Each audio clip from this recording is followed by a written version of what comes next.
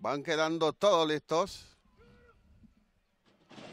Se dio la partida en The Bowery, es bastante buena, rápidamente por fuera, Noble Fruit saltó en la punta y va dominando el comando por cuerpo y medio y se la va a la punta con cuerpo y medio. Noble Fruit ha dominado el comando por la parte del medio, está avanzando Blue Flag, sale a presionar al puntero en la segunda posición, tercero va quedando el ejemplar, Swing and Sway, va quedando en la tercera posición, de cuarto por la parte central, está tratando de avanzar en ejemplares, Timing Tradition, el comando lo mantiene. Noble Fruit mantiene la punta, viene avanzando a los 700 metros, va a la rienda, mantiene un cuerpo adelante, segundo está corriendo Blue Flag, está en la segunda posición, tercero va quedando Swing and Sway, va quedando en la tercera posición, de cuarto trata de avanzar por dentro Timing Tradition, avanzando desde la cuarta posición, acercándose a los 450 metros, Noble Fruit mantiene el comando, sigue corriendo a la rienda, mantiene ejemplar, se fue jugando con el bocado adelante, el ejemplar Noble Fruit mantiene la punta con Irak Ortiz, mantiene la punta, va jugando con el bocado, mantiene un cuerpo adelante, cuerpo y medio,